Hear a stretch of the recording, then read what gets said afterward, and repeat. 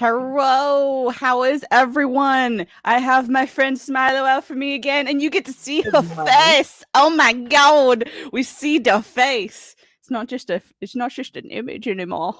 I am more than a voice, you'll be glad to know. You're not a disembodied voice. Oh my god. There have been questions.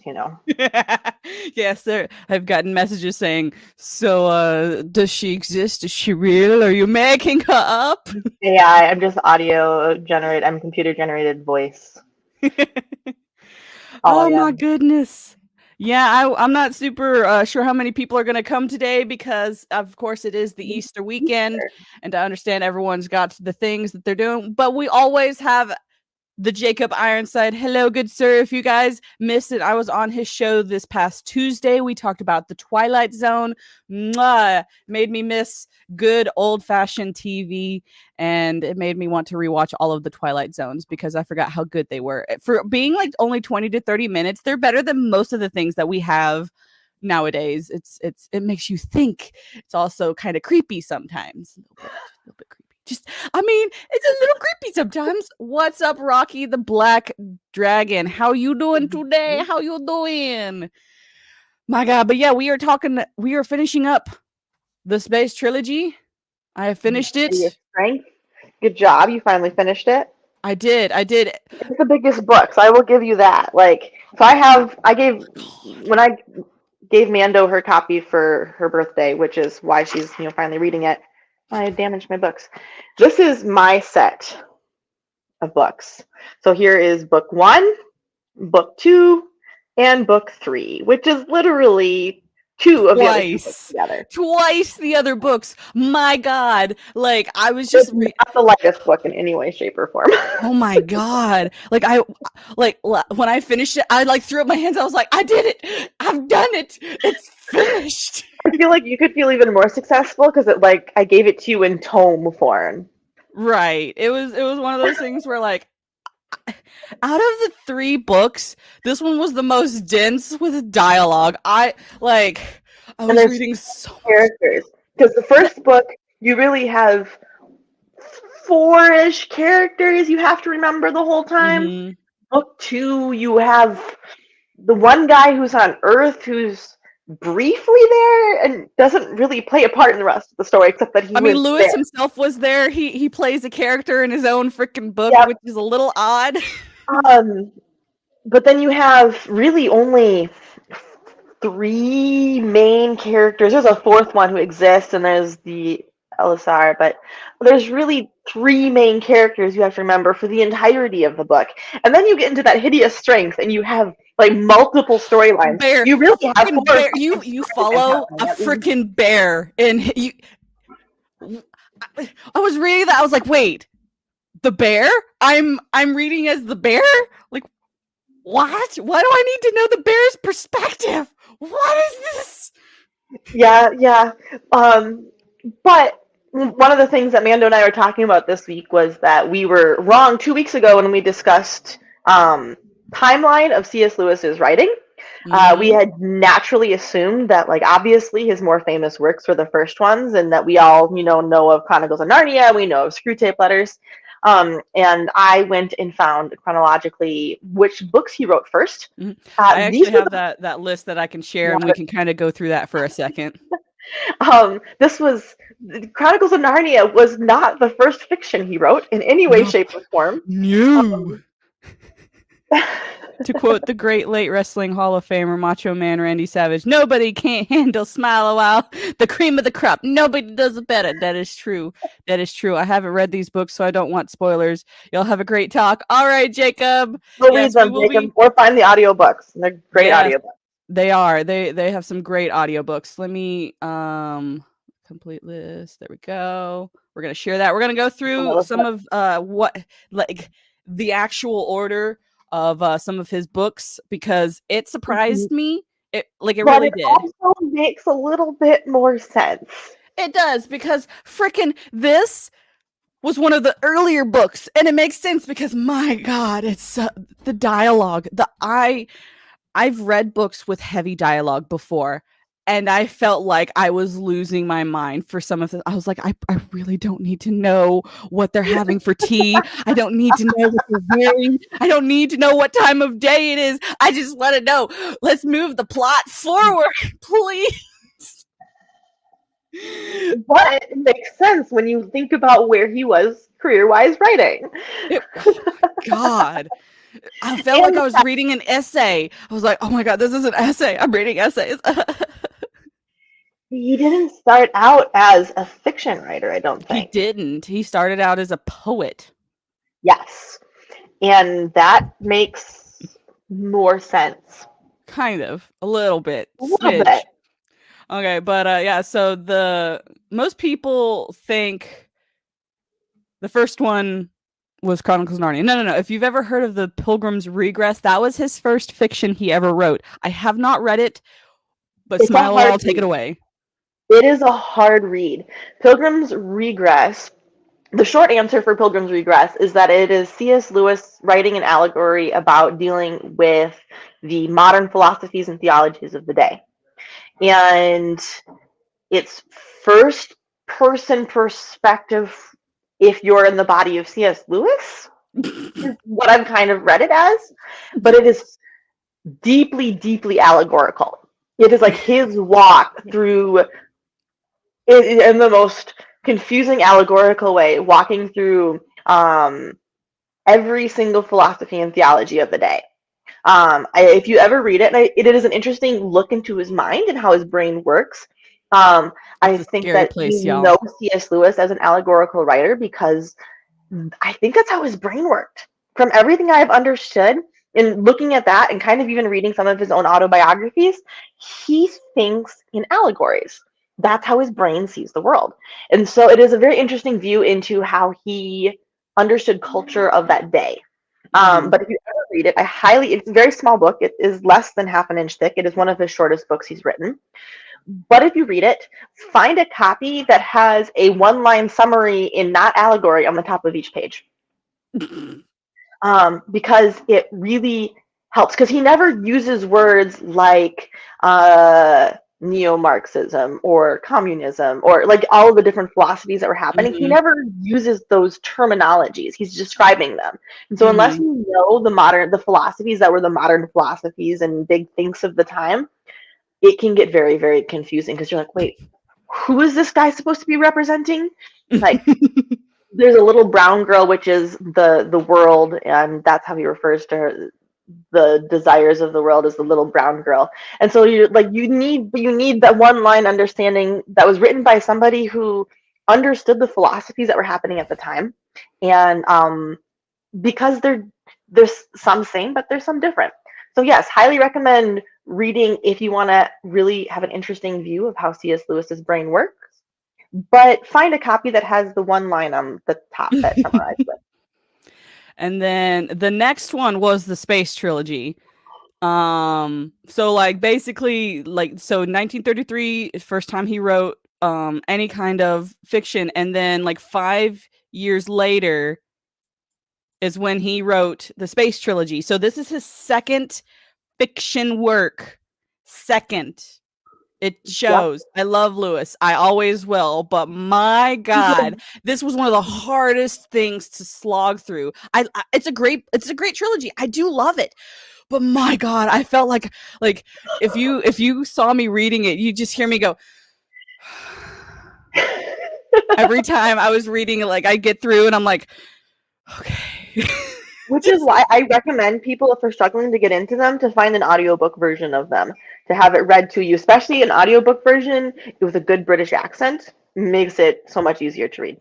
I feel like it probably would have been easier, but apparently my husband and I and many others have realized that I'm a masochist. I have to be, because I frickin' do this stuff to myself all the frickin' time. I'm like, yes, give me the hardest. Give me the thing that's going to be the most difficult and I'll try and do it. But I'm like, why did I do this? Why am I doing this? Why you're friends with me.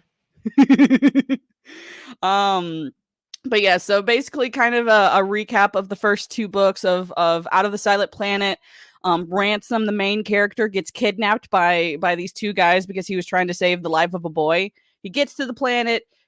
he realizes that the two guys are trying to sacrifice him to some whatever the being is for this planet. So he makes a bail for it, as any logical person would. And then he finds himself like meeting all of these different crazy, wild, different Martians, because it's not technically called Mars there. It's called Marilandria, right? Right. Yeah. Okay, Marilandria. I can't say words, so we all know that if I say something to Google it, if it's correct.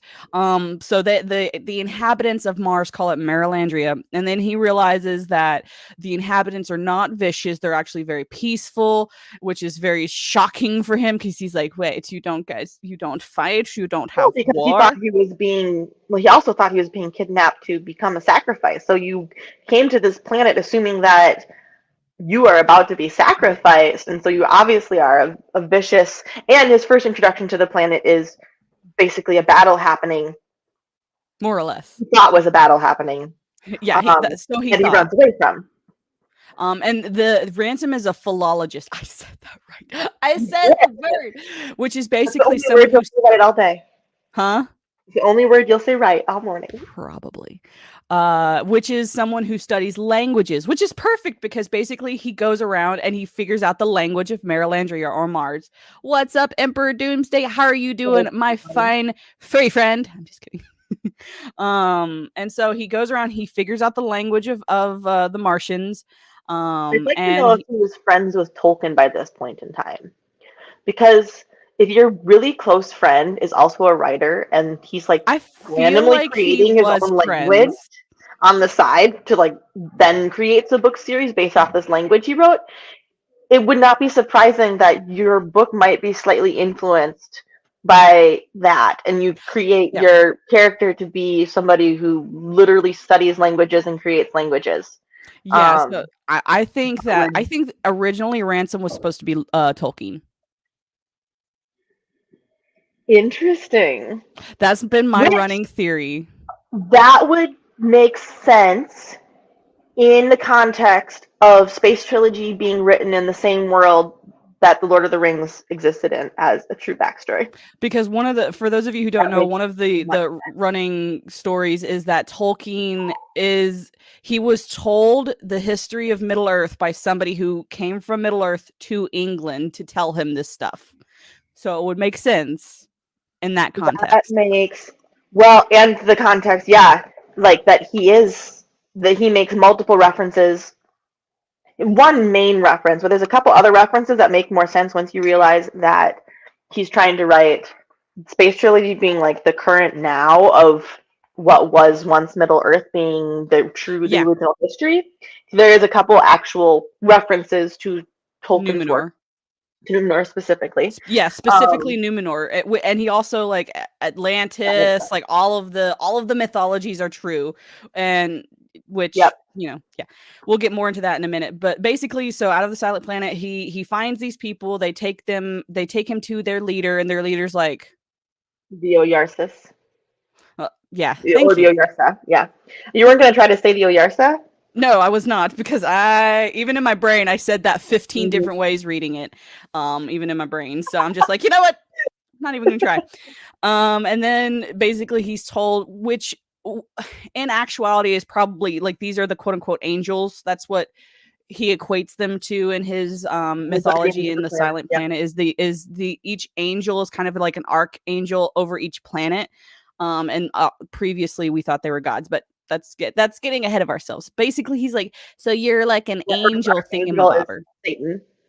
Yes. And so he tells them, yes, the planet ruler, I'm just gonna go with the quotations, planet ruler of Earth fell, and he's corrupted Earth. And so you understand that Lewis, he is being very much on the nose about this is a Christian allegory.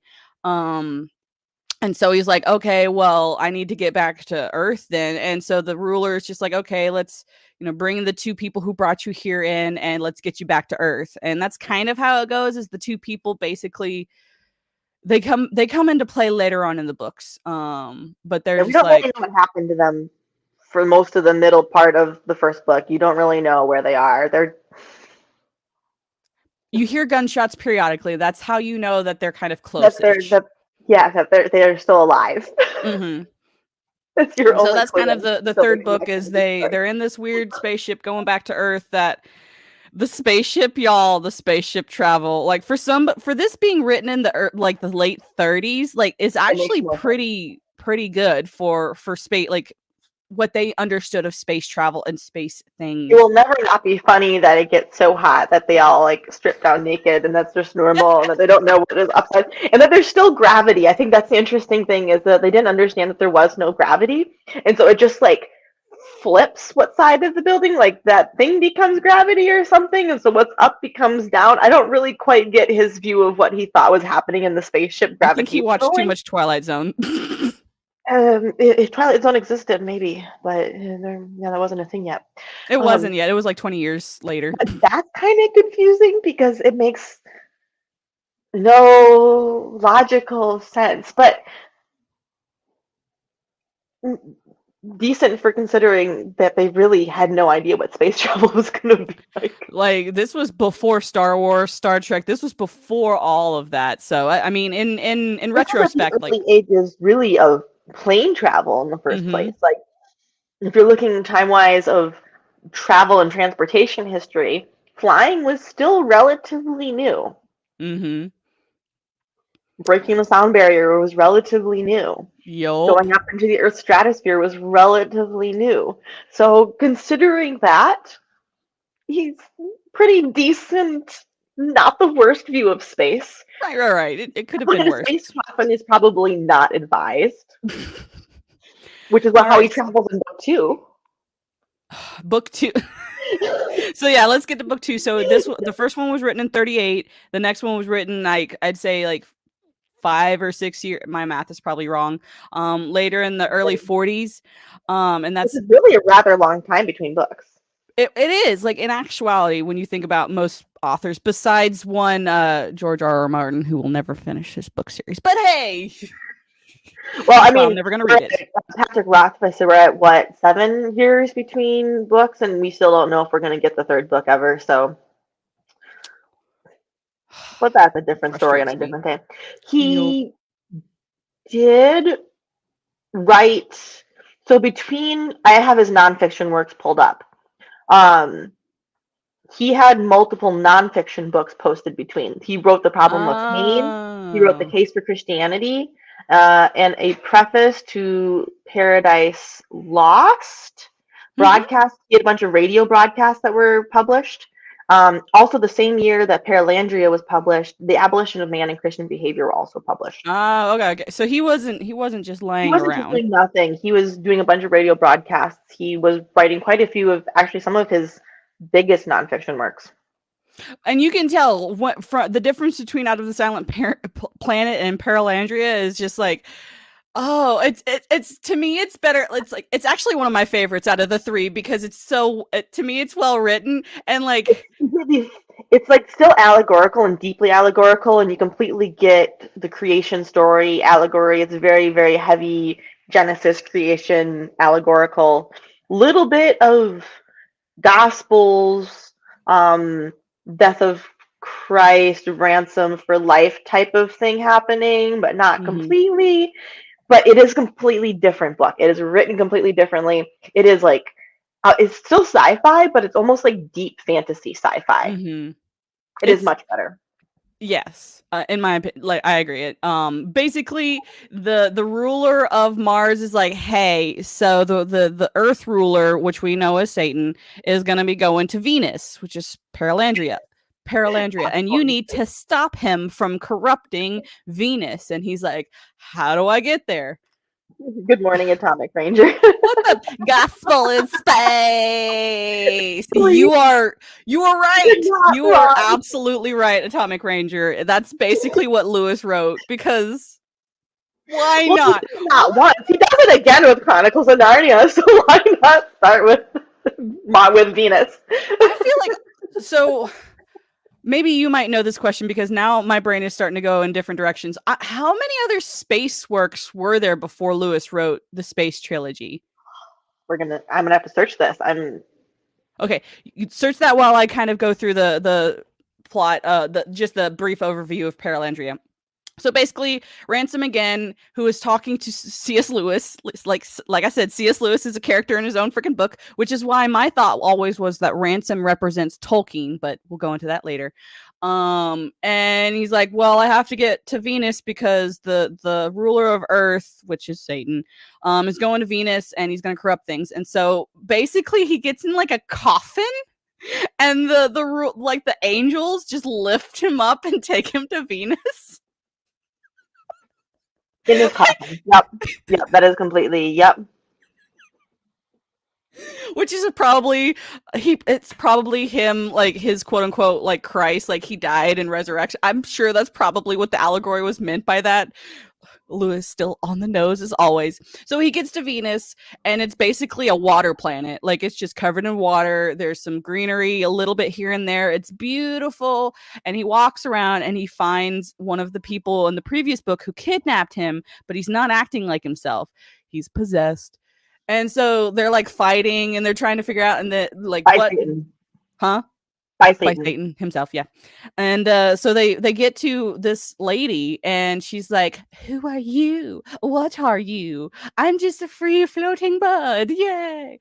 She's just like this weird chick. She's just like, I don't know anything. Kind of the Eve, representation of Eve before the fall. And they're looking for Adam. Everyone's looking for Adam because he's the important one. They got separated. They got separated and now she's got to look for him and whatnot. And so Eve basically, is kind of spacey. Yeah, it's just because she's in space. She's just like naive woman who has absolutely no idea what's going on in the world. She's just happy all the time. Which is that kind of irked me just a smidge. I'm just like, Lewis, I understand women in your day were probably a little like this, but come on, man. Anyway. And so basically there's this epic battle between Ransom and his friend who was possessed, and his friend, epic battle. I'm not going to say how exactly it ended, but basically Ransom wins. Eve is fine. Everyone's fine. Wonderful things. And then he gets back to Earth, but he has an injury. He forever has an injury in his heel because he was back to on the nose with our allegories. In Genesis, when they're kicked out of the garden, God tells Eve in the conversation that I'm gonna butcher my scripture here in my quote here, but that you will crush a serpent's head and the serpent will bite your heel. And so under that on the nose allegory, just a little bit, he was bitten by the man who was possessed by Satan, and in his heel, and will forever limp and bleed from his heel. Little on the nose. So 1930s and 1940s were lots of science fiction, and we were apparently really obsessed with Mars and Venus.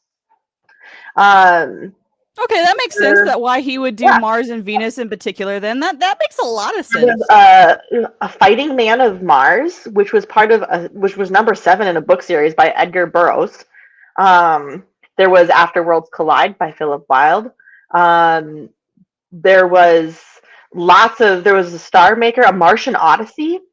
Lost Horizon, War with the Newts, which was a Martian. I've heard of War with the Newts. Okay, I need to read that. Brave New World was one of the top science fictions of the 1930s. Yeah, Brave New World. I've heard of that one. In 1984 was one of the top science fictions of the 40s. Mm-hmm. You have Space Cadet, you have Orphans of the Sky, The Red Planet. I've read the Red Planet. The Martian Chronicles, 21 Balloons. So we were slightly obsessed. Just a little smidge. With Lewis was writing. So Lewis was writing specifically around his time period. Okay, that makes sense. Yes, deeply, deeply so. That makes a lot more sense. That the prelude to space. Very, very. This is the voyage that lasted 600 years. Red Son of Danger, Legion of Space. There was a deep obsession with the planets nearest to us. So that actually makes a lot of sense that he was trying to write a book series that fit within his world at the time, but that was the popular books. Mm-hmm. That makes sense. slightly on the nose allegory at the same time. Yes. And then so that Hideous Strength was written in 1946. So 3 years later, so a lot faster than between the first two books. That Hideous Strength. And my God, is this a freaking beast of a freaking book? Like I started reading it back in November and I had to put the thing down because my brain was hurting. It hurt so so if you are not one for dialogue, if you don't like a ton of dialogue in your books, get the audio version of this book. This is not the book for you, or get the audio version. Because I most recently listened to it again this last summer. So if I was going to make you read it, I was going to re-listen to the whole series. There were times where I would have to actually pause and go back 5 minutes because I would miss the jump between storylines. Mm-hmm. Because you have so many different storylines happening and you're jumping between perspectives that, especially as you're getting to know the characters and their voices, like the first few chapters of the book, I spent a lot of time jumping, or there'd be moments where I'd be like, wait, what happened? I don't remember that. And then like jumping back, like, oh, okay, like there was this insinuation that this thing happened, but you don't actually see the event. You're just walking in on a conversation about it. Like there are like for one chapter, there's many chapters. It's like 5 different perspectives in one chapter. I'm just like, I don't care about this person. Why are we talking about that person? Like I don't So that, like, if you don't like jumping from perspective to perspective, this is not the book for you in general. But also, if you don't like books with heavy dialogue, like I thought I was okay with books with some heavy dialogue, because like I've read books that have a lot of dialogue. It took me a while to slog through this. I felt like I was in a marshlands just trying to, I can do it. This was light dialogue compared to Pilgrim's Regress. I'm going to read that probably next because I'm a freaking masochist. I think it goes back to how C.S. Lewis saw the world and how he processed things. So it's common knowledge that Tolkien did not like the modern age at the time. He did not like the Industrial Revolution. You see C.S. Lewis's personal dislike for this Industrial Revolution in that Hideous Strength. Mm-hmm. You see a lot of how he's processing the world and what's going on around them. The world is been at war. There's a lot of strife in the world at this point in time in history. There's a lot of... it's like World War II is, not that far behind. Yep. So you're dealing a lot with how he views the world and his concerns with it, and some deep concerns, and looking at like, hey, like what is... And some of it, I think, is his asking the question of, what is the logical conclusion? Because that is always the thing that we have to do as Christians anyways, when we are looking at the world, or as humans we should be doing when we're looking at thought process. Like, hey, if this, then this. Mm-hmm. And it is definitely a slightly more fantastical logical conclusion, but not really in his world. If you're writing a book in the world where Merlin exists, where Atlantis exists, where the Lord of the Rings exists and Numenor exists, this story is actually not a completely illogical conclusion. Mm-hmm. And you need to have that backstory, because if you start reading this book separately from the rest of the books, and you do not understand that this book is taking place in the same world where Numenor exists, and it's taking place in the same England that Atlantis actually existed, and that the Greek gods existed, it makes no sense. Yeah, absolutely. Deeply, deeply, deeply confusing. And I think that is part of it. Like, I read all of the books back to back, and I've read them back to back multiple times. And I still, because the book starts in what feels like modern England, early 20th century. I still slip out of that brain space. And then suddenly you're talking about, God speaking through spoiler alert, God speaking through disembodied heads, and Merlin being alive and trying to, like, Merlin's going to be coming back to life, and everybody's fighting over the gravesite of Merlin, and like, you're like, wait, what's happening? It crosses from space to sci-fi, like thriller sci-fi, like horror sci-fi for a sec. Yes. Coming off of watching The Twilight Zone, I was like, is this another episode of The Twilight Zone? I was like, no! Definitely, like, especially you have to go into the brain space where yes, Atlantis is real. It's keep in that brain space. All of those things are real. We're in a different world. We're in a different world than current England exists in. Um, but he's showing a very, very sharp contrast between good and evil. And like that evil is evil. And that evil can look really appealing. They can look It's like very they're doing the logical. right thing. They're very logical. Everything is about logic. Like we shouldn't be having feelings about this. Don't do things based off of your Be feelings. very objective. What is objective truth? What is the right thing? We're dealing with a lot Everything of these is same relevant. I wonder.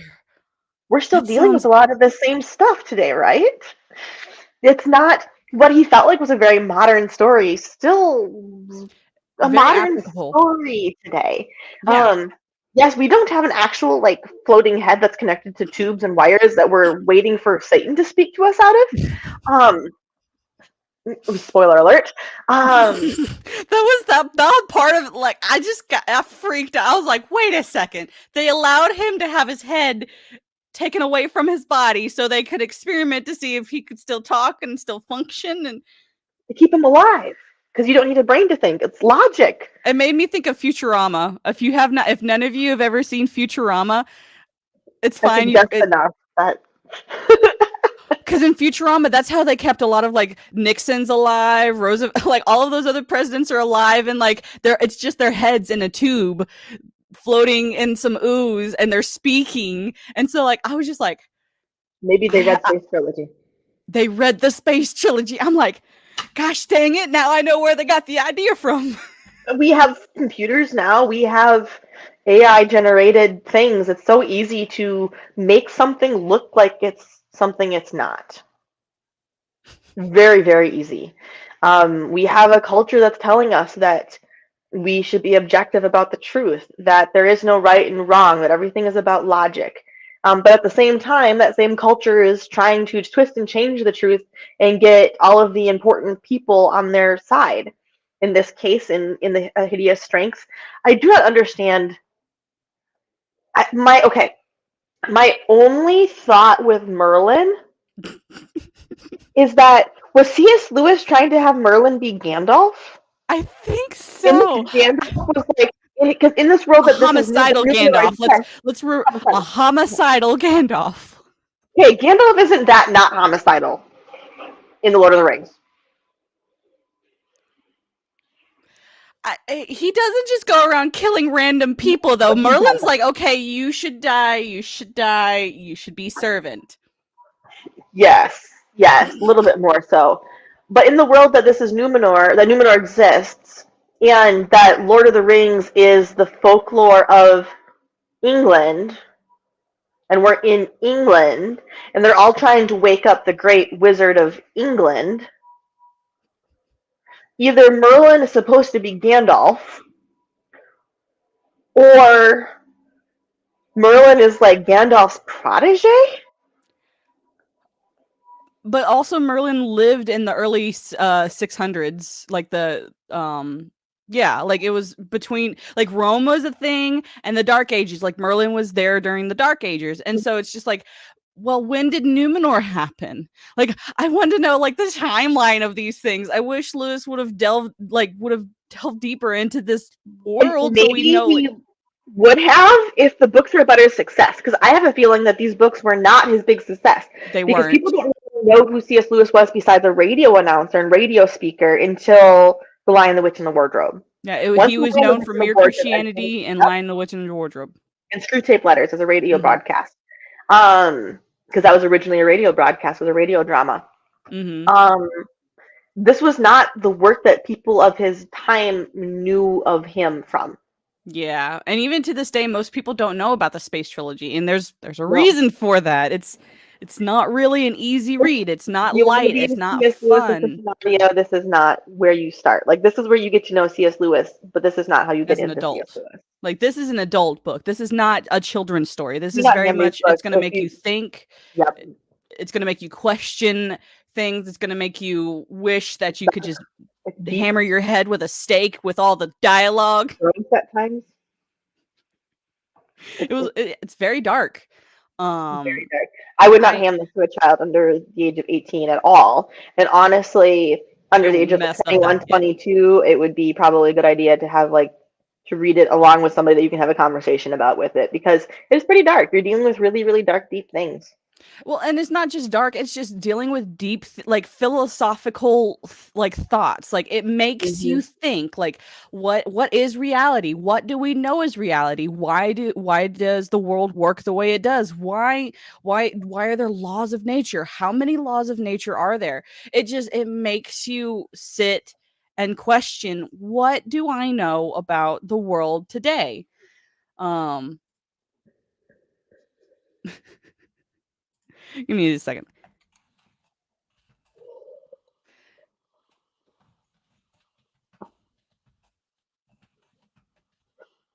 I will mute myself. I'll be back in just a minute. Let Mando talk. But yeah, it's one of those things that makes you like question a lot of things. Like even if you are not a Christian, I would recommend reading this book. Yes, that it is very on the nose about some Christian theology. This is the Easter weekend. Why not? Why not go about reading Christian theology? But it's one of those things where we start out with two people. It's a married couple. I was confused because the ending is very anticlimactic. I'm not going to go into super spoiler details about the book. I'm trying not to be super spoiler about it because I want you guys to read it. Um, because I still think like while like yes, I struggled with the book and it's very hard for me to struggle with a book. It was because it makes you like have to sit and think about what you're reading and just the dialogue. Yes, very heavy dialogue, but I still recommend it. It's a good book. The trilogy itself is a very good read. um I mean, don't read it if you're expecting Star Wars or Star Trek. In no way, shape, form, or fashion. If you're expecting the Twilight Zone, absolutely. I feel like I need to thank Jacob because the Twilight Zone talk that I had with him on Tuesday really kind of put me in the right headspace for reading this book. Um, but yeah, we follow the story of a married couple who gets separated. One goes into the kind of the bad guys camp and one goes into the good guys camp, and kind of their perspectives on each side of this quote unquote war that's going on. And so like the wife is like, oh, I don't know if I want to buy into all of this gooply god like She magic doesn't want to space. buy into either side of it, really. Yeah, so she doesn't want to buy into it, and he doesn't want to buy into it. Which they're kind of they're supposed to be the main story, the main characters of this story, and you kind of can get lost in that if you're not paying attention. It's I the married don't couple feel that's like the they're the two. main. I don't feel like they're the main point of the story, though. Like, They're kind yes, of the they, vehicle that the story is told through, though. yes, like we're following them through their journeys, but it's not really about them. They just happen to be the character we're following. So kind of the main character, but not really. Yeah, Um, because it's really about the evil and it's about the good. mhm. Um, Which he wasn't married at this time. I think that's the other thing that kind of confused me is like, what information is he going off of? Because like he's not married. it is a fascinating. Let's just say that if you are, well, he knew a lot of people who were married. Obviously at that point in time, and he's looking at probably not all relationships are super happy and are wonderful Mhm. and things don't always go right, but it turns out good in the end after they work work through things and both have a Epiphany? yeah, they both kind of come to epiphany in two very different ways. It's kind of Mhm. like it's like two teenagers where one learns the hard way and one learns by watching other people make mistakes. Mhm. um where so she learns by watching other people make mistakes and going, oh, that's not good.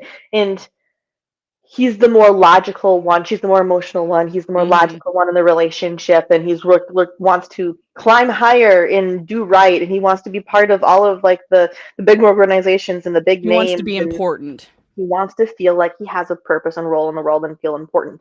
And so he's very easily taken in by the organization that's all about logic and what is right, and you want to be part of the next big thing, and that's the Mm-hmm. old stuff, and that's the old way of doing things, Be and we don't progressive. do The that anymore. progressive progression is best. Progressive, like being progressive is best. Hmm. That's Like the that's main kind of police officer is a very, very, very butch woman who oh, quite has so. no problem with murdering people on a dime and has no qualms about, does not feel bad about it in any way, shape, or form, and is very clear about, like, well, logically this is the right thing to do. And so you Mm-hmm. have a very progressive, very, very progressive for the time, not at all progressive now, but very progressive for the time. Yeah, like this was like mid to late like I'd say mid 40s, like because it was published in 46. So like some of the ideas in this book are very progressive for the time, but also it's kind of a reflection of what was going on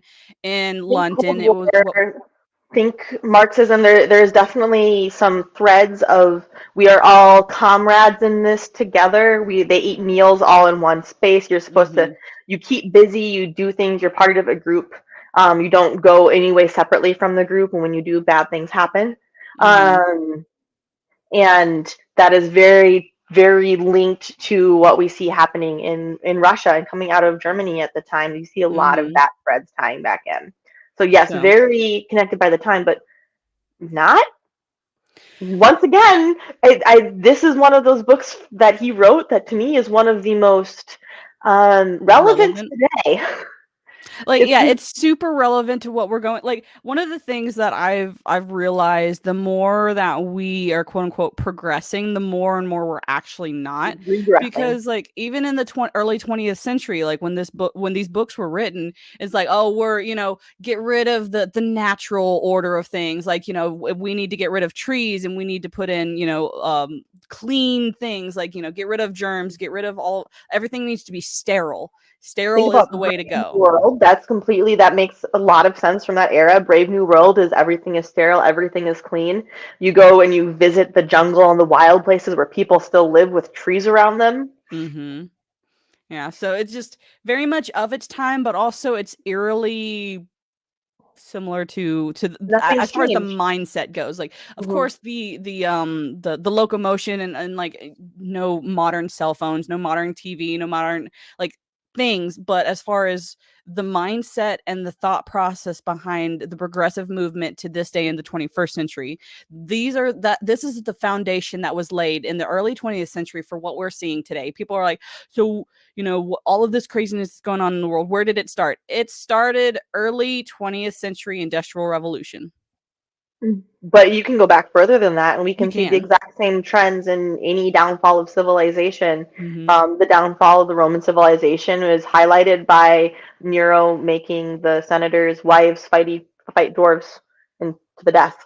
Yep. You know, we yeah, this is just the continuing. We're not straying away from theology in any way, shape, or form today. I'm actually on Wi-Fi because I'm at my church, which is rather busy for a Saturday because tomorrow is Easter, and people are getting prepared and making sure the church is clean. Um, but on that line of theology, there's nothing new under the sun. We can go back as far as written history as you want to go, and some of the technology has obviously changed. We have computers and we have internet now, and I can talk to somebody thousands of miles away via the internet. Not thousands, but 1,000 miles away, and a few hundred. And but the mindsets haven't changed. We all feel like there is something better, or that we should all be able to live in peace, or that the next new thing is going to be the savior of civilization. That if we can just all live in peace, if we can all just have one, right now it's the big push for a one world government. We should all be part of one large organization. There's always been something. There will always be something. Nothing is really all that new. And so it's Mm-hmm. not that surprising to read a book like the Space Trilogy and read that hideous strength and see C.S. Lewis struggling with things in the late 30s and early 40s that we're still struggling with. Like, much as Russia has changed, Russia has not changed. It really, actually, at all. Like, you see some of those very, very deep ties, and you see Want to talk about current news? Finland joined NATO. We literally just tripled, as of Thursday, tripled the length of our NATO border with Russia. Why? Because Finland is terrified that what happened during World War II when Russia invaded Finland is going to happen again. So we're not as far away as we are from C.S. Lewis's death. We're at this really interesting spot right now where we're actually kind of in the same spot with some of the same world players, a few different ones. We don't have Germany at the forefront right now. We don't have Italy at the forefront. Surprisingly, Germany and Italy are just like I'm just over here just doing my thing. Germany learned its lesson after 2 world wars. I think Germany finally is just like, you know what, I'm just going to stay over here and we're just... And Sweden would also like to join NATO for the exact same reason, is that they're looking at things and going, man, Russia is looking at us again, not happy and comfortable with this. But now you have Russia and China and North Korea as your big major. Yes. I think so too, Atomic Ranger. I think as far as like if we were right now, if tomorrow Russia was like, okay, war. I don't think Russia's going to invade the United States first off. I think they're going to try to go after all these small countries. I think that we'd end up more likely, totally different topics here, in war because Russia tried to invade Finland. I think that Finland did the right move by getting the rest of the world behind them. I have deep feelings about NATO as an organization, and I do not agree with it as an organization. There's a lot of worldview things that just, as a Christian, I just do not find appropriate and biblical, and I don't think it's the right move for our country completely. But I think Russia is also making a lot of moves right now that shows they're financially struggling, and everybody kind of knows that. And I think that this is Putin's way of this is how we get Jessica's stream, Amanda's stream taken down. There's gonna talk about politics. We're gonna touch on this for like a few minutes and then jump off because I don't want my channel yeeted into the stratosphere. But this is what you see anytime tying back into the hideous strength. The organization that he is part of is, I think, recognizing NICE, so the nice, right? The NICE is recognizing the leaders of NICE and Satan is recognizing they're losing their grip hold on England at that time. And I think you see that what we're feeling is that we're watching other world entities like Russia. Putin feels like he's losing his grip of control because he doesn't have the finances, he doesn't have the power, he's not doing all these things. And so what you're seeing actually is correlation, right? When you have a big organization, this happens in any large company that's not founded on really strong biblical good morals. Even whether or not you're a Christian, companies do better if they are morally solid and on a solid foundation. We know this. When you start losing that grip and control, and you like having control and you're scared of losing control, what do? You try to dig at Merlin. You start killing everybody who walks away, who questions your authority. And so it feels modern to us because humans haven't changed. Yeah. But to continue on with the story, so like I said, we're kind of following the perspective of a married couple that's kind of split right now between the party of good and the party of evil. And just kind of the world, like how similar yet different both organizations are, because the quote unquote evil organization is structured very similarly. And they say, oh, get people in the church. We're Christians, we're following the biblical blah, blah, blah. And then we've got the actual side of, I'm not saying any of that. I'm just saying what is and what isn't, what we got to do. And we're just figuring it out. But structurally, they're very similar. And so it's kind of like a mirror image that you see of the married couple of, the organization that you, in the beginning, you're like, that makes sense. I can see, like there are reasons for that stance, logically speaking. And then you go to the wife's perspective and you're like, they're kind of a little crazy. They're oddballs. I don't know if they've got all the screws tightened in their brain. And so you're like thinking like, oh, they have no chance because like when they're small. They're very tiny. Small. There's like less than 10 of them. And they've got a bear. Yeah, they have a friendly bear. A circus bear, He's basically. friendly. I still don't understand the point of the bear, but I digress. He's kind of like a plot device for a certain thing later on in the book, but we're not going to go too much into spoiler territory. It was C.S. Lewis preparing himself for writing the Chronicles of Narnia and having I something animal. guess. The bear was actually I really don't I actually thought this understand the was written bear. after Chronicles of Narnia. I was like, oh look, we have another talking animal. But then you're like, oh wait, actually that was his first. I mean, not really his first talking animal, because you have the humans, not the humans, the main creatures of his other planets are mostly animals, and some communicate. Yeah, it's a little odd. I'm not gonna lie. Some of C.S. Lewis's stuff is just a little odd, and you just got to be like, okay, that's odd, and move forward.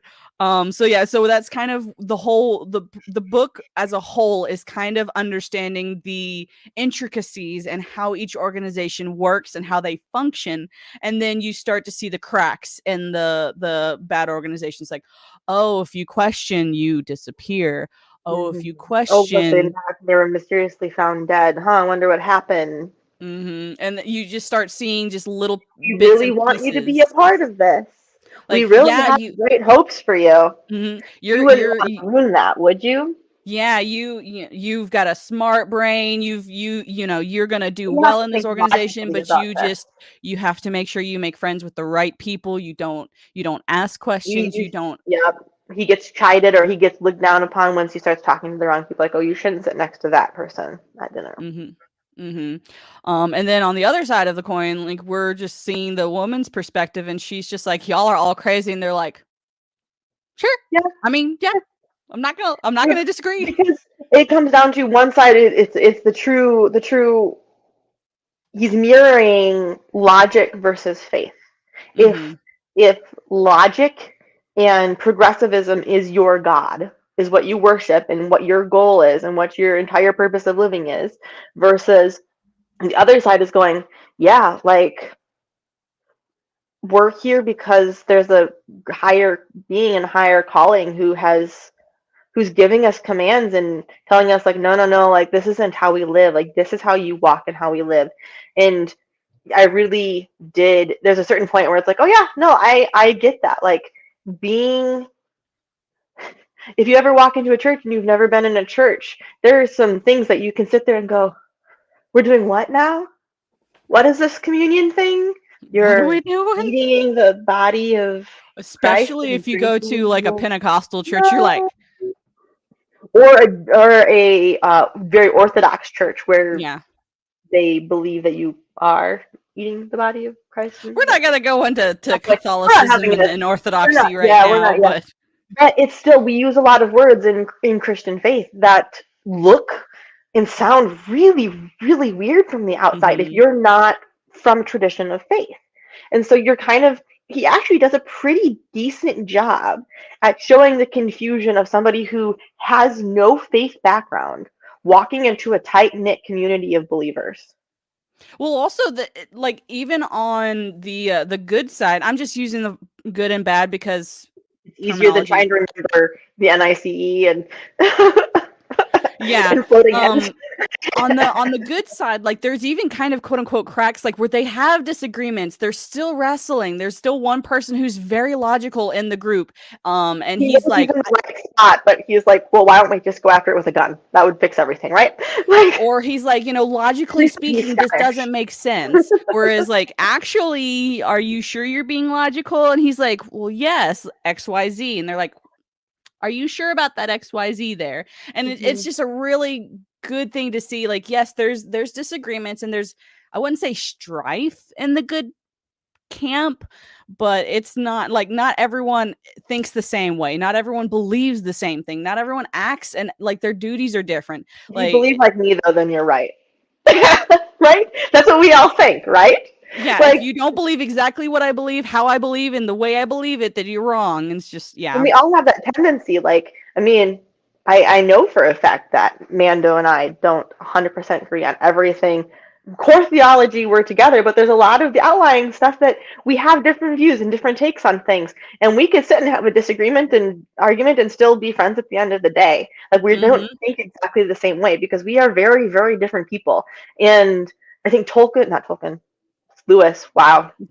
Lewis does a really actually good job showing what a healthy community should look like in a body of believers. And Mm-hmm. this is a very, very small body of believers, but they truly believe in the God in this world, Mm-hmm. that they are being directed and this is what we're supposed to be doing. This is the right thing, even if it doesn't, even if it's not the Sound easy right. answer, and even if it's the thing that the world is telling us is completely wrong, because the world is still telling us that, you know, I go to work with a bunch of people who are not Christians who all know that I spent last night at church. I'm going to be at church tomorrow, and they know that I'm celebrating the life and death and resurrection of my Savior, and they don't get it. And they'll make fun of me. And, obviously we don't have anywhere near the same strife as a lot of other countries do. And we're still in America able to freely go to church, and we're not we are not arrested for thinking differently than what the government tells us to think yet, all the time. But there is still that smaller group. We're not the Mm-hmm. group of, it's not the popular thing. It's not, yes, America was founded on Christian principles, but you're not one of the cool kids anymore. And I think Mm-hmm. already by that point in English theology and philosophy and history, they had already started walking away from Oh, it being was it Christian being was the cool thing. And Lewis is really portraying that well. yeah, I think he so does a really good job with that. they grew we are currently in the quote unquote postmodern society. They are the modern, like the precursor to the We're like postmodernists. 50, 60 years behind England when it comes to philosophy, although we are speeding up that timeline quickly. But For sure. especially at that point in time, we were. Yeah, like so in England during that time, one of the things, like the quote unquote fun facts of C.S. Lewis was when he converted to Christianity, everyone that he knew shunned him. Hmm. And that was something Tolkien never actually understood why, because he was a Christian. He's like, I've always been a Christian. Why, and so it just, we're kind of going off into the weeds here, but just all of that to say, like, Lewis very much on the nose here, very much showing, like the things that we're dealing with today are the things that they were dealing with, that Lewis was dealing with during that time. Hmm. So we, throughout the Reflection book, of we his kind era. of, huh? It was very much a reflection of his era. It's easy Mm-hmm. to read it and read our culture into it, which is, I think, what makes it so poignant at this point in time, is that it doesn't feel like a completely historical work. Right. It is a little dated, but it's not so dated that it can't be still relevant to today. Um so as we progress through the book, you continue to see kind of the cracks on the NICE. I keep wanting to just say NIC.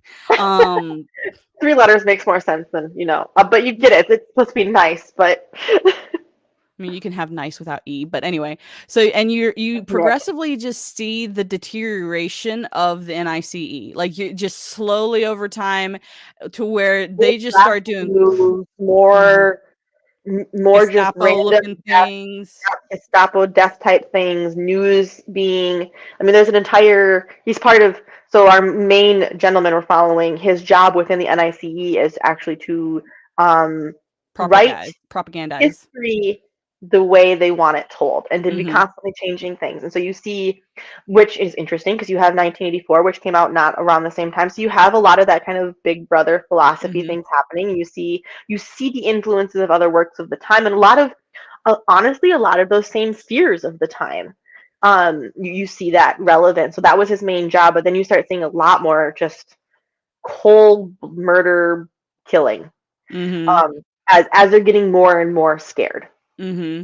more And graphic. then when we kind of reach the climax of the kind of downfall of the bad side, it's just a complete, like, just bloodbath. Like, it's just they lose their mind. Like, when we actually do find Merlin is not who you think he should be, which is probably another Merlin allegory found for who he wanted to find. By the time they dig him up, he's already like pieced out of there. Like we don't Right. actually really know. Like you have this whole intense, like half of the book. One of the side plots is everybody fighting over this plot of land and trying to figure out where Merlin is buried on it and to like dig him up.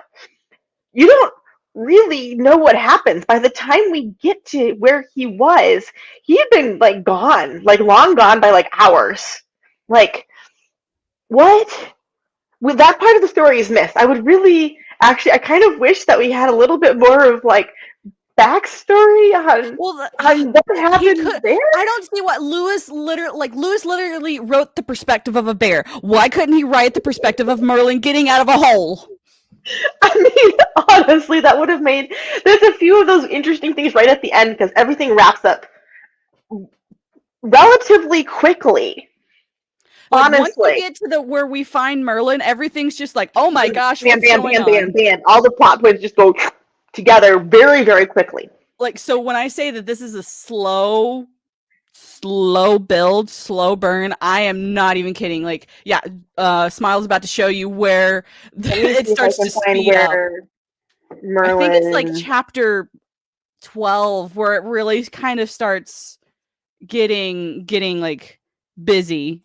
As I like to say, but like it's just the majority of the book.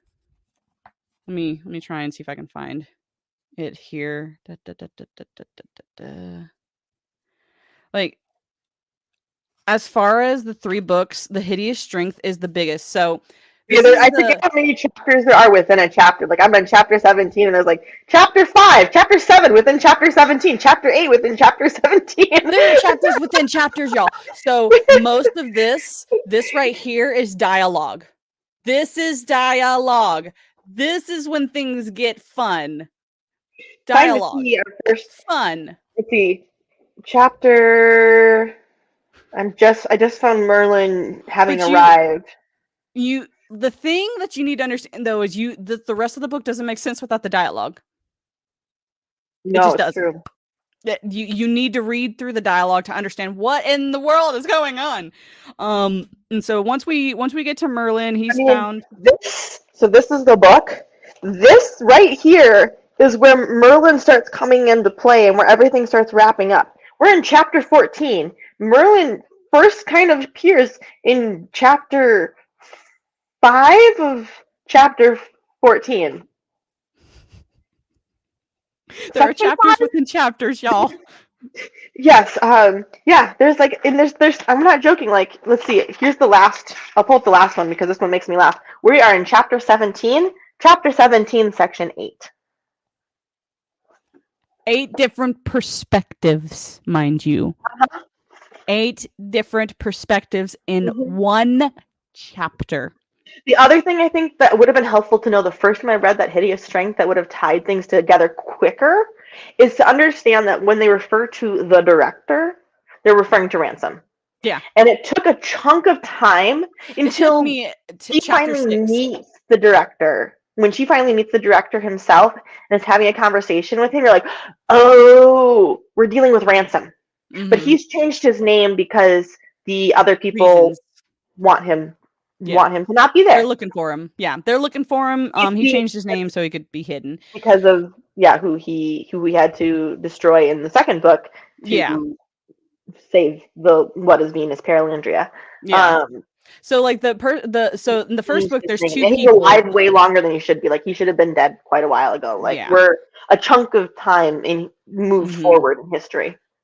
That's something that you realize in the book, but out of the 2 people that Ransom had in the first book, one of them was in the second book and the other one was in the third book, but he's not even a big player.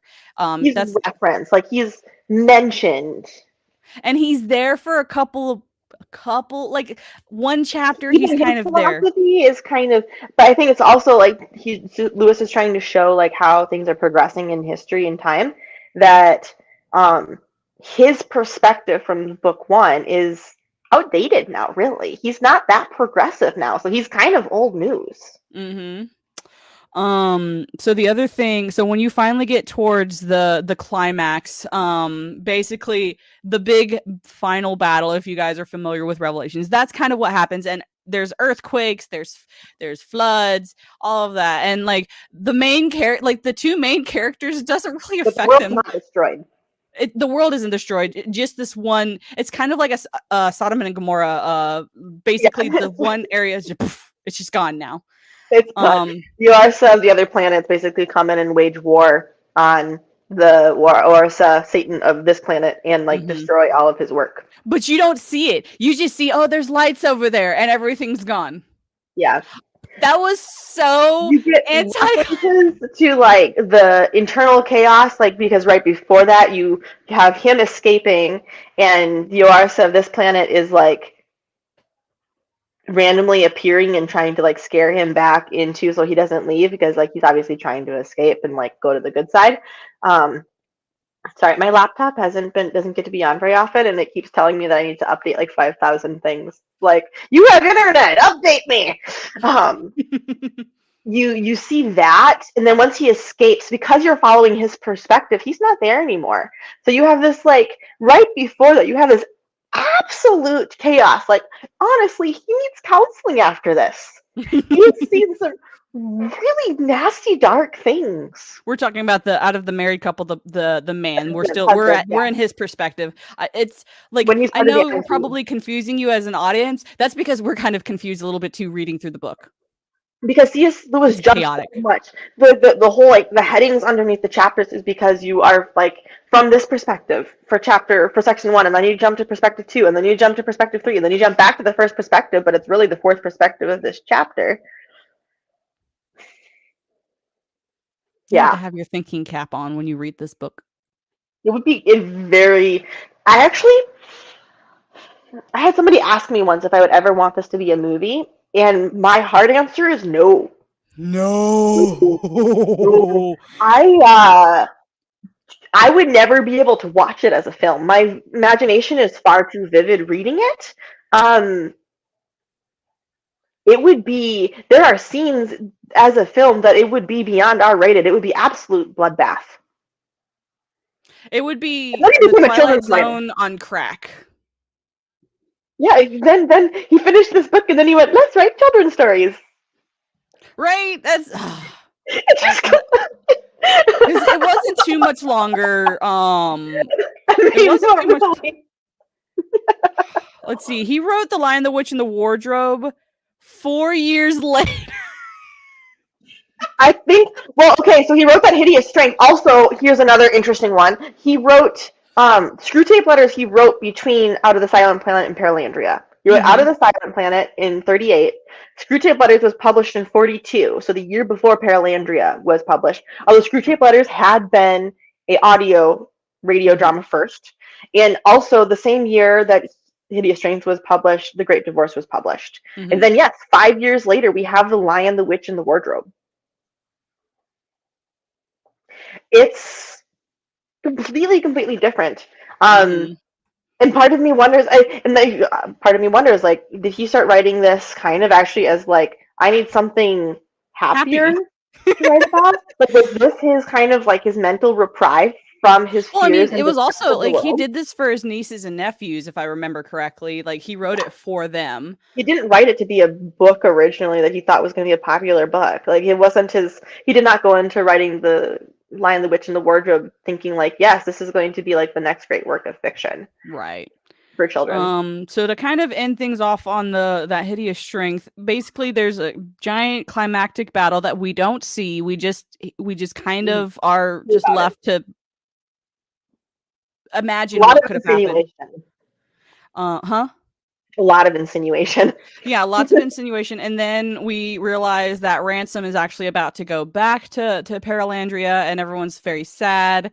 And then the end, like, we're not going to spoil the end, but the end is not what you expect. After a huge climactic battle, you're just kind of left with a... Oh.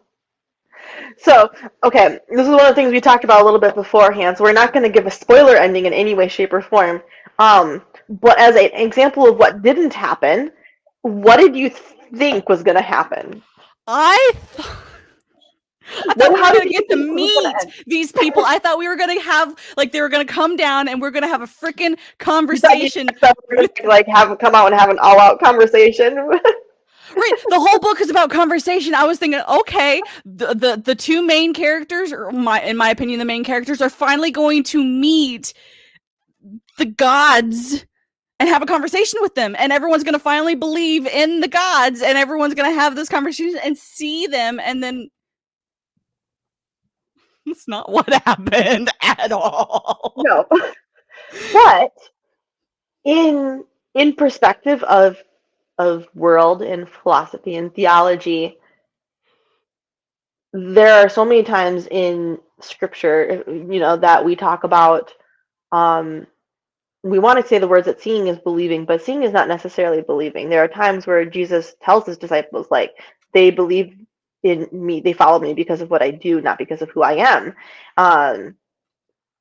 Is there are people that we sometimes think like, oh, the only way they'd ever believe is like, well, I'll believe when God comes and talks to me face to face. But we don't get that opportunity. How frequently we have to, not very many people ever hear the verbal voice of God in their life. I think that at this point in time, we see that happen in drastic situations. We believe out of the faith and the knowledge of who he is and what he's done. And so I don't think he wanted realistically to give that satisfaction. I think he gives us a little bit more of that satisfaction in CS in Chronicles of Narnia. We get a Yes, little very bit much more of so. that. We get more of Like, that we get to what talk to we Aslan. desire. We get to talk to Aslan multiple times, and we get to have Yes. that interaction, that You relationship. don't get that satisfaction in this book. It's just, besides the first two of, yes, you get to talk to them, but also like the quote unquote devil in the third book, you don't see him, you don't hear him, you like, he's just implied that he's there and he's kind of controlling things, but like, you don't get that face-to-face interaction with him like you did in the second book. It's very ambiguous, which I think that's part of why a lot of people don't like it, is because it's so ambiguous. You don't get some of the hard facts. You don't get, like, you get the logic, you get the theoretical logic of different things, but you're never told the actual answer to anything. But that's what life is too. Mm-hmm. Rarely ever does something come up in your life and go, yes, this is evil and I am Satan. You know? Like, that's That would not, make things that would easy. make things so much easier, right? And this is the good side and I am God. Like, we don't get that. We don't get that satisfaction in reality. So as hard of a book it is to read, and sometimes there's almost that dissatisfaction, but I think that that's okay. We don't have that same satisfaction in real life. Not all books have a happy, perfectly tied with a bow story on it with like all the answers that we ever wanted to have in our life. And I think, if you're going back to like the Screw Tape letters, because those were written before the first book and after the second book. Okay. So you have the first book, and then you wrote the Screw Tape letters, and so you have actually, I think, some of that influence on how he's portraying Satan in the last book. Because if you read the Screw Tape letters, if you haven't read them, read them. Brilliant work dealing with the mind of man, and how one of my favorite quotes from that is that, so the Screw Tape letters are letters written by two demons, an uncle and a nephew demon, between each other, and the uncle demon is older and he is advising his young nephew on how to bring this man to the dark side, and he has a specific man that he is assigned to. And he's in this situation, Screwtape is talking to his uncle, and he's like, hey, like, what crazy big thing should I be doing? Like, what lie should I be implanting and having him do? And his uncle's response is, don't. Just keep him busy. Keep him questioning and keep him busy. Like, that is the best way to get him over to your side. Like, and so you see, I think, some of that same perspective of C.S. Lewis dealing with humanity and the heart of man and the deception of evil. That evil doesn't, it's not, rarely ever, yes, sometimes you have a dictator who's wiping out an entire race of people. You get that sometimes. That's an easy, you can point at that and go, well, yeah, that's evil. But 99% of the time, it's busyness. It Mhm. is, it looks like the right answer. It looks like logic. It looks like the rational answer to things. And it looks really nice from the outside. It looks like a great idea. Like, yeah, let's all live together and work together and let's all have the same idea and live in community. And we're going to be the story of progress and the story of moving forward. That's more often where we get sucked into the lies of this world. And so, yes, that's not the pretty answer, but I think that hideous strength hits. It's an allegory, yes, but I think it's less allegorical than. I think it's one of the least allegorical fictions that C.S. Lewis wrote, Probably in actuality, which is which maybe is why I like it so much. Because I think there are some there's it, still sometimes he's so on the nose. I'm like, okay, I get it. Yes, I know who I've this is supposed to noticed represent. painfully, but yeah, he hits really, really, really close to home He frequently does. He with the really deception does. of humanity. And then you get Chronicles of Narnia a few years later, and you get the pretty packaged bow, and you get the Oh. satisfying answers, and you get the you have a more even obvious good and evil, right? You have like Mhm. everybody we know the White Witch is bad, Yep. although she has Turkish delight. That's another one of those I will never understand. If you've never had Turkish delight, go find some and eat it, and then tell me what you think about it, and tell me if it would be good enough to sell your siblings to the witch, because Turkish delight, in my personal opinion, is nasty. Absolutely We're nasty. also not British. It's not sweet. It's got a weird texture. Why is it called Turkish delight then? Maybe it was really sweet at the time. Maybe it's just modern taste buds are different now because we have sugar in so many things. I find no, especially as a child. I think as an adult I would appreciate it more. I've had it a couple times, and as a child I was like, "This is horrible. Mhm. What crazy child would like this? How much do I you mean, now we have want to your also siblings remember to it's World sell War your II siblings for it?" times. True. Like, sugar was not, an abundant thing. No, no. Um, yeah, but still, how much do you have to like it or not like your siblings? I think Not well, a fair shake. we also have to take into consideration Edmund was all like he had just been made fun of. Children He was don't hurt. think logically. He No. his fifis were hurt. Yes, they were very hurt. He wanted to feel important and feel like he was the one in charge and making big choices. Okay, this just makes me think that we need to reread Chronicles of Narnia because it's time for me to reread them. It's been about 8 years since I read the whole series. For me, Um, it's only been like 2, but yeah, I might. I'm currently reading The Ballad of Songbirds and Snakes for the like I talked about it last week. That's the prequel to the Hunger Games. If you haven't read the Hunger Games, I highly recommend them. I am a Hunger Games fan. I really do like them. right And next to I something that we like, I like cows. I have longhorns on my necklace. I'm not wearing one related to This is books. why we're friends. This is why we're friends. But Hey, I yeah, have, like buffalo artwork on my walls. we'll go through the Chronicles of Narnia. I'm thinking maybe over the summer. Like that might be a good series to do over the summer. I don't know, guys. Those of you who watch this later on in the comment section, let me know if you guys want to see us go through the Chronicles of Narnia. And if we do, I will invite Read along. multiple people. Huh? We should do it as a read along. Yeah. I don't know. That's a lot. That's a Not that lot. hard. Just do it.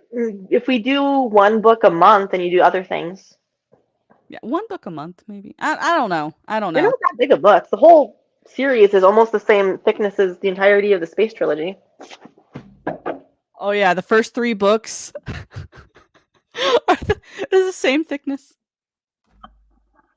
Yeah, the Space Trilogy is not that much thinner than.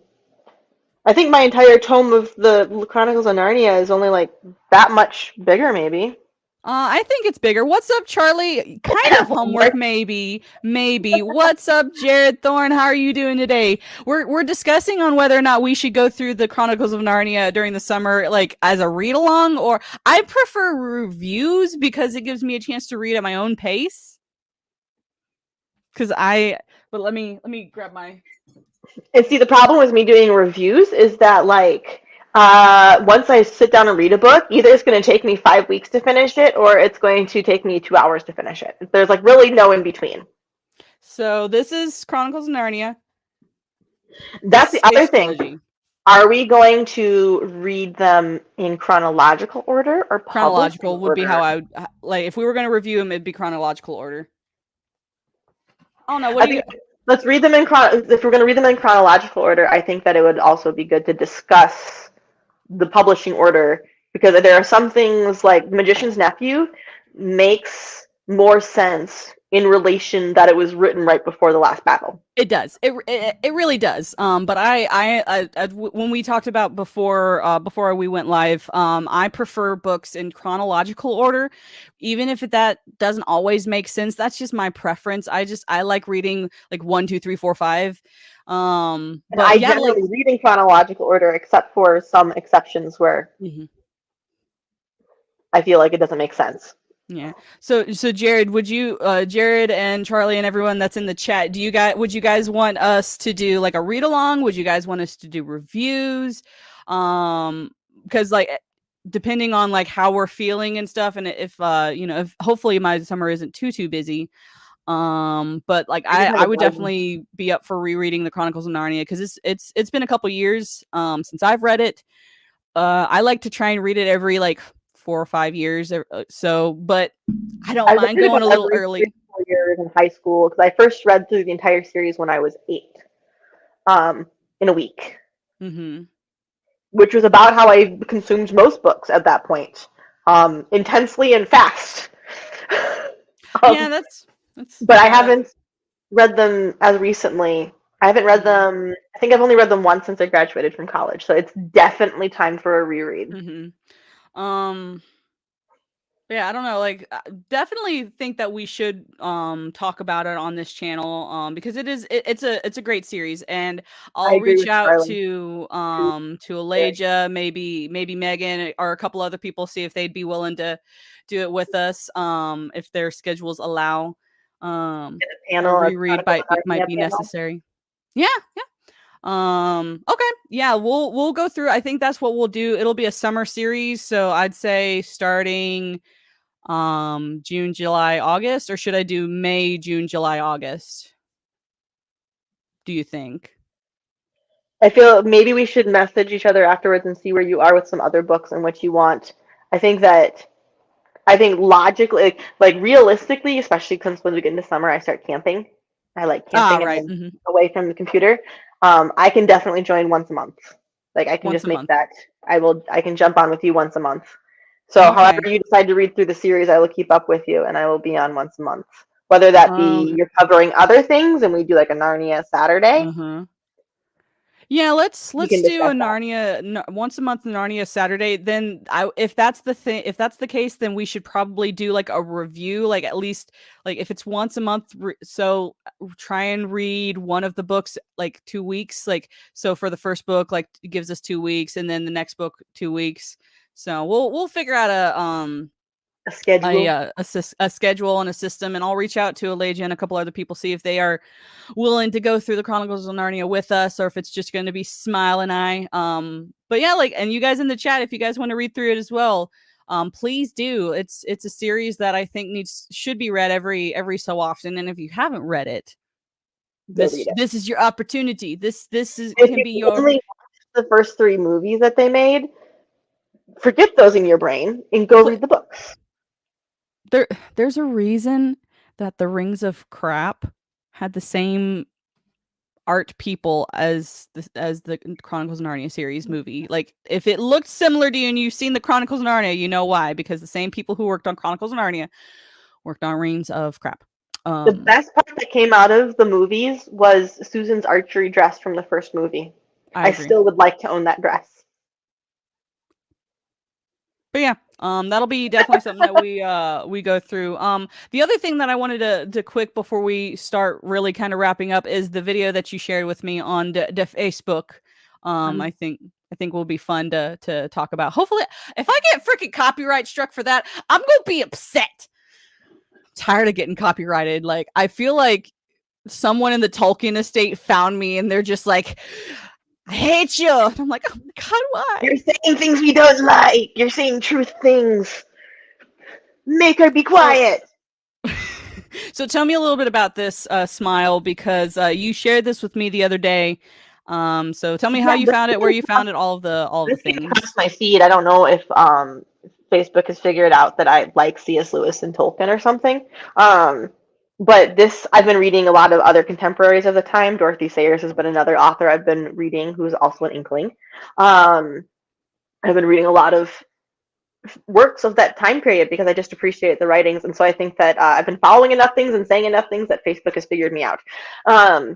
So no idea who this guy is. But the interesting thing is I knew this information, but I have not thought about it.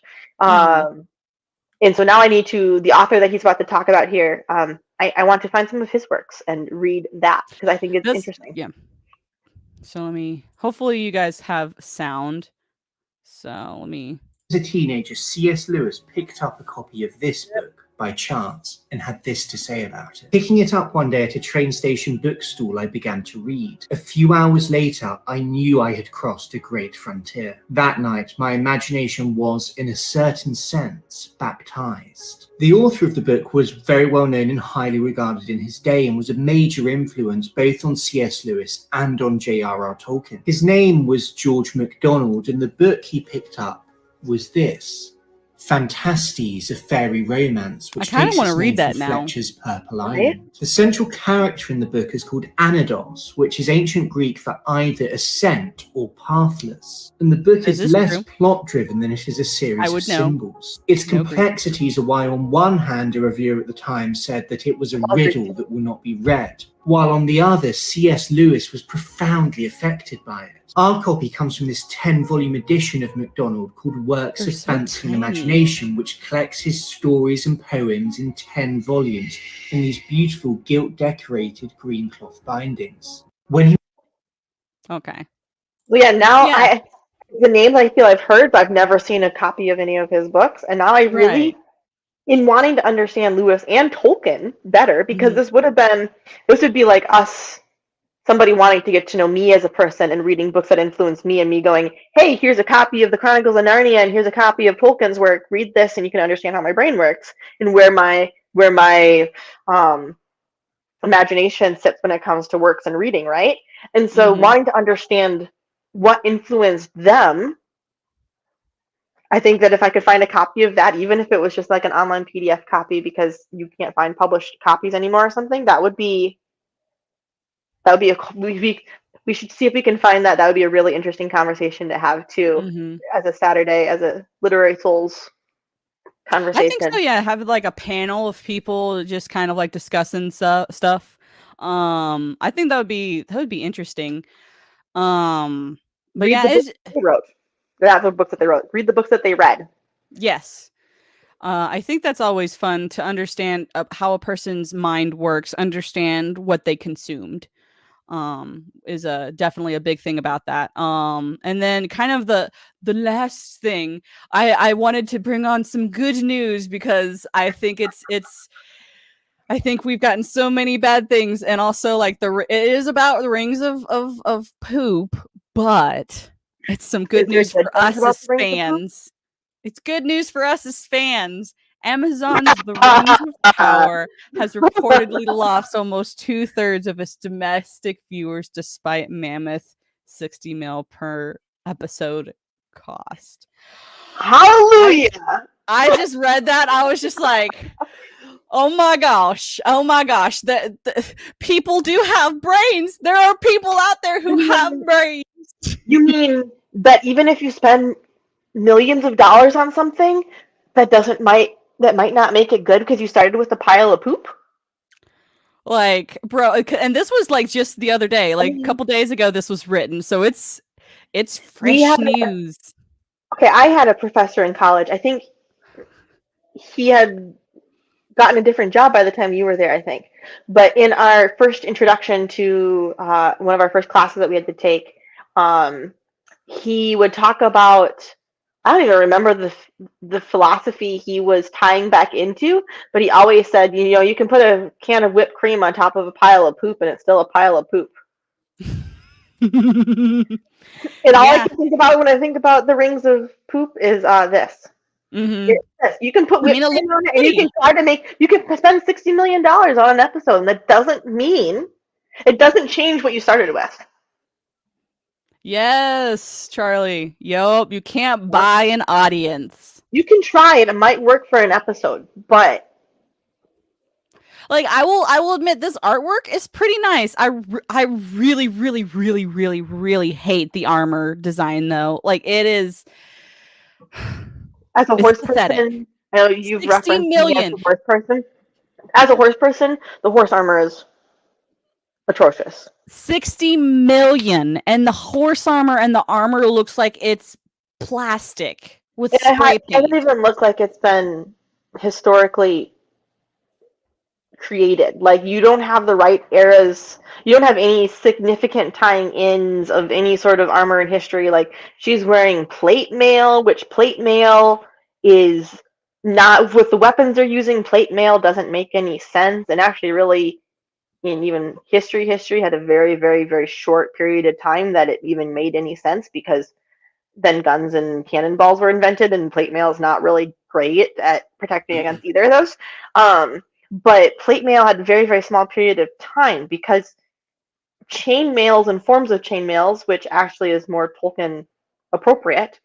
He talks about mithril, and mithril would be closer to some form of chainmail. Would actually have made significant more sense than full body plating that emphasizes her chest very nicely. Yeah. But yeah, it's just as we move on, Amazon's stupid things caused a stir in the entertain. It did it. Did it cause a stir? I wonder why. When it was released last year, however, a new rumor hits that a significant portion of its initial audience has disengaged from the series and failed to watch it all. I tapped out. A wild guess that those were the people like me who watched one episode and went, I can't stomach the rest of this. We watched it knowing that we were going to be horrified by it, going, can I handle watching the horror? And then we watched the first episode and went, nope, can't handle it. And some people, like you, were somehow able to handle 3 episodes worth of it. And then went, nope, I can't handle it. So how many of those people were actually people who knew it was going to be horrible, watched because they wanted to watch the dumpster fire happen, and couldn't finish watching the dumpster fire because it was that horrible? No, yeah, it's not ergonomic in any way, shape, or form. It doesn't look realistic. It looks like you got some Gamer foam and you spray painted it, and it like the horse armor in particular looks like it's foam. It looks like, actually, to me, it looks like plastic. It looks like it's all 3D printed plastic that they painted to try to make it lighter, which, if you, I'm a horse person, so obviously this is where my knowledge of things kind of goes into. One actual horse armor was another very short period in the history of armor, because every single bit of horse armor had to be more customized to that horse than plate mail had to be customized to a human, because every horse is completely different, and it needed to, for the horse to be able to move properly in it, and they would only wear it during intense battles or during jousting to try to keep the horse safe. It had to be made completely customized because that horse had to have full range of motion and needed to be able to see well and had to have no hindrances. That doesn't even look like bad horse armor. Like, if you're looking at, like, if you ever go to, like, a Renaissance festival and you're looking at, like, reproductions of things and you have, like, the cheap reproductions, it doesn't even look like a decent cheap reproduction. $60 million. I'm gonna repeat that one more time. $60 million. You could have you could have brought in. There are people just so that we know, it's not like this doesn't exist in time and place. There are people who literally, this is what they do, is they make reproduction historically accurate plate mail for horses. That's what they do. They are such skilled metalsmiths that this is what they do. They study plate mail of horses. They make the historical reproductions for events. They are the same people who would make the historical reproductions by hand for a film. For $60 million, you could afford for almost every single one of those horses to be customized in custom plate mail. Mm-hmm. Yeah, just saying. Where did the money go? Anyway, it didn't go into the script, that's for sure. But yeah, first plot armor, now gamer armor. Yeah, it looks like it's a fit from a freaking video game. I've seen video game armor that looks better than this stuff. Anyway, according to the Hollywood Reporter's Kim Masters, insiders have confirmed that the show had a domestic completion rate of just about 37%. Wow. It means that most viewers did not finish watching the whole series. I wonder why. Was the series too boring for people to finish? According to Nielsen, during the initial release of the 2 episodes of the Rings of Power, I wish they would just get rid of the Lord of the Rings. Like, get rid of it. It's not part of the Lord of the Rings. On September 1st, 2022, the series garnered a total of 1.253 billion minutes of viewership in North America because people wanted Tolkien. Yeah. After the 3rd episode, the viewership dropped to 1.203 minutes. Yes. I They was one wanted of those. Peter Jackson that they knew and that they loved. The original. People went into it thinking that this was going to be the continuation of the story of the movies that they loved. Even if you didn't read the books, at least the first 3 movies were true enough to the author's intention that you understood Tolkien's love and passion for the work because he did such a good job. And so they went into it expecting that. Especially at $60 million in modern day and age, you feel like you should expect something that's The following week saw a further decline, accumulating 988 million views. Yeah. The downward trend persisted in its 4th and 5th weeks. The minutes viewed dropped to respectively. However, the show did not experience a temporary surge after the final episode, ranking. Oh my god. Wow. Okay. The immediate week following the finale, viewership of the Rings of Power took a significant hit, dropping to 570 million minutes views. Wow, not just that. The series also lost its spot in Nielsen's top 10. It should have never been in the top 10. It should have never been in the top 10. What's up, Gravy? How you doing, Gravy? What's up, Ba? Let's see. Not just that, the series also lost its spot in blah blah charts, numbers plummeting.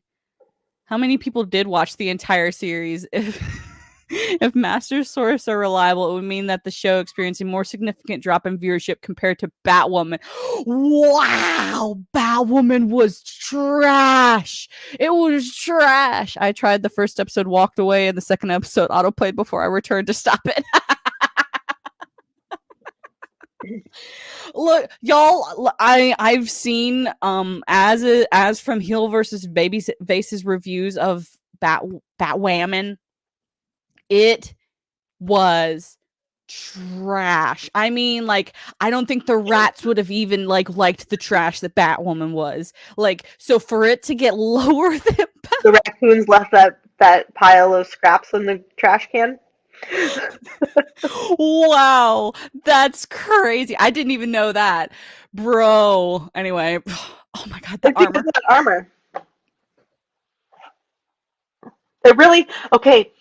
There's something about their shoulder pieces here that make me think of like those really cheap paper plates with the little loops on the edges. It kind of looks like a really bad craft project. Like they took paper and they're like, they gave it to the child. They're like, make plate armor, and the child's like, okay.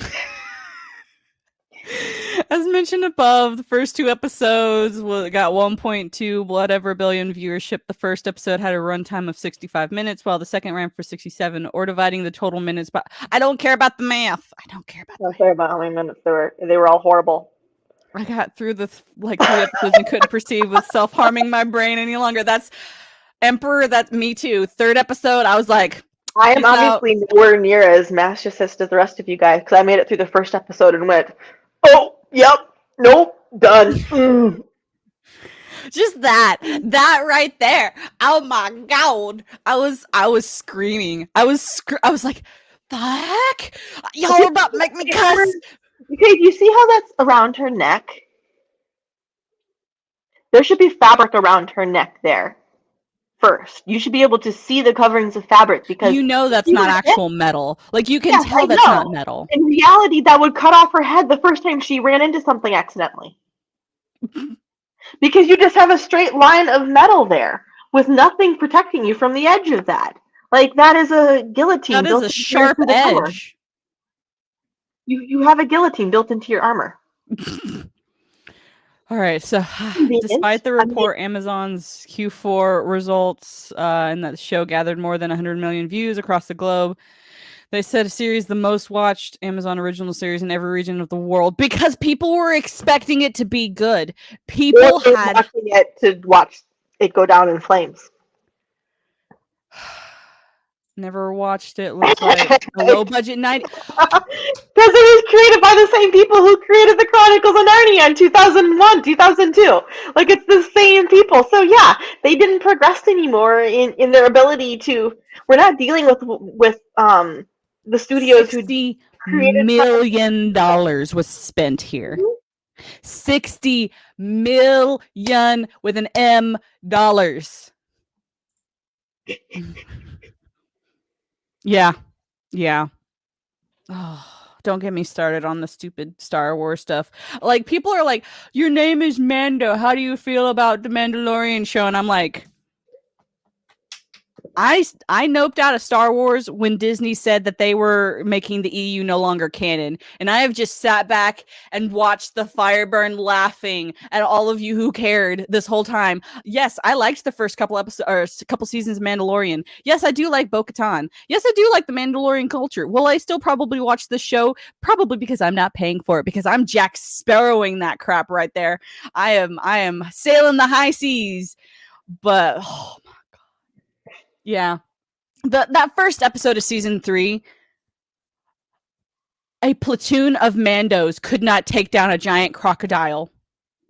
The fiercest mercenaries in the galaxy who have faced down Jedis and decimated Jedis could not get a giant crocodile. They just need to call Florida Man, and they forgot to make that phone call. Yeah, Florida Man could have done it. Anyway, let us continue on before I get sidetracked. I need to go eat lunch soon before I start chewing on the next person who walks in the door. Well, this is like the last sentence, and then we'll bow out. If the reported 63% decline in viewership is accurate, it means around 6 million people stopped watching the show, while 3.5 million completed the whole series. 6 million people were like, I am noping out of that crap right now.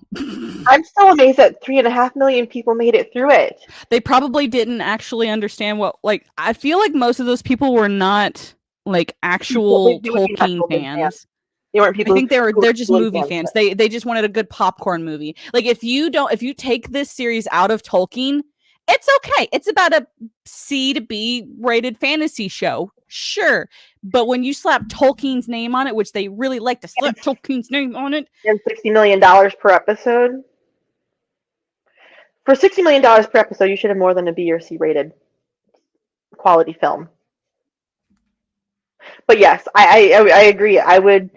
Those of us who are Tolkien fans and C.S. Lewis fans and are like our stories to be told correctly, if you had taken Tolkien's name off of it, it's a decent, not the worst fantasy story in the world. Yeah, it's not. It's pretty average. I mean, if you can turn off that part of your brain that's like, this is Tolkien, I could watch it. I could have, gotten through it, and I did that for the first 2 episodes. So they were just showing up, and they're going, "Yep, we made a new fantasy series." And even if you just said it was inspired by, that we're gonna have elves and dwarves because we're inspired by Tolkien's work and we liked his world, but we're not basing it off of anything he said, and we're not going to try to stick with that storyline. We're inspired by the world he created. Sure, sounds great. Totally fine. But if you're going to try to tell me it's a work of Tolkien, it is not a work of Tolkien in any way, shape, Nope. or form. It is not part of the Lord of the Rings as a whole. And the rumors that I keep hearing that they're going to completely redo the second season, like it's basically they're scrapping the first season and completely redoing the second season. I am starting to believe it a little bit more and more. If those numbers are true. Like no expense was spared. Like part of it also, like the other thing that behind the scenes stuff is all of the original Hobbit and the Lord of the Rings was filmed in New Zealand. They started filming in New Zealand for this, and then they yeeted out. They got out of there. So like the people of New Zealand were screwed over because they were promised jobs that they didn't get. So I think part of the cost is them moving the sets. That's why everything else is low budget because of just the cost of moving the sets. So Well, like there's somebody was normally in Salty's streams when he was doing the reviews, who lives in the region wherever they were building the studio in England. At the time when the first season was being aired, the studio had not been complete yet. They had this massive building that still wasn't complete, and so I'm kind of curious what's going on with that. Like, they probably, if they moved their studio across the world, they probably spent most of their money moving everything across the world and then never finished that building. And so now what are they doing for season 2? Did they finish the building? Did they go, well, that's not working, we need to go back to New Zealand, so we're moving everything back across the entire world? I don't know, but it's just it's abysmal. But you know what? We'll figure all of this out at some point in time, and I'm excited for the next season because I might actually do a review on the next season, and we'll see how it goes. I think the next season's coming out. Huh? You have a better stomach than I do.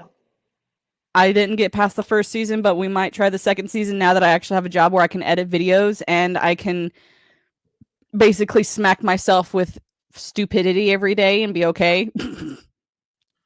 But yeah, I hope anyway, I hope everyone has a great Easter weekend. Happy Easter for those of you who celebrate. For those of you who don't, I hope you have a fabulous weekend nonetheless. Next week I have no idea what I'm going to probably be talking about. I might do I'm still going to be reading the Hunger Games prequel, and I'm also reading 1984 kind of here and there sporadically. I might kind of update everyone on how I'm going through that book because you are reading my beloved book genres now. We'll see how it goes. But yeah, so tune in next week, and also tomorrow is Unplugged with Wicked Virtue and I. It's going to be on my channel, so please don't miss that. It's going to be 4 p.m. Central Standard Time. It's always a blast when Wicked and I just giggle and laugh at the world burning. And I always enjoy listening in on Sundays to your guys' conversations.